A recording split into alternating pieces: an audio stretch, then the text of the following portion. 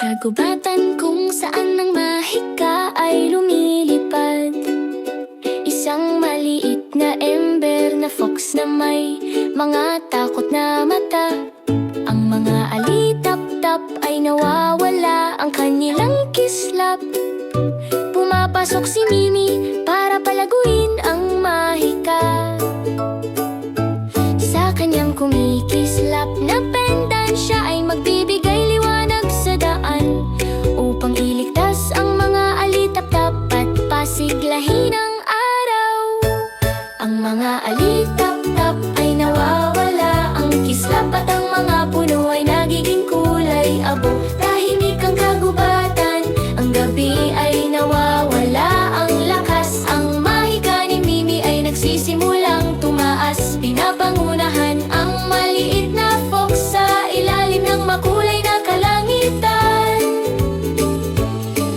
Dumaan siya sa kagubatan, ang daan ay madilim. Binabalik ang liwanag upang iligtas sila mula sa dilim.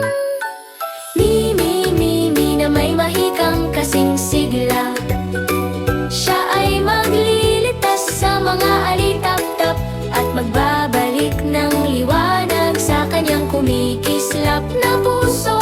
Siya ay makakakita ng daan upang ibalik ang mahika at pasiglahin ang araw. Papasok sa kuweba ng mga nawawalang alitap-tap. Si Mimi ay magpapatuloy anuman ang halaga. Ang kristal ay nawawala ang liwanag at ang apoy ay humihina. Ang mahika ni Mimi ay nagsisimulang magsalita. Ang mga alitap-tap ay kumikislap, ang kagubatan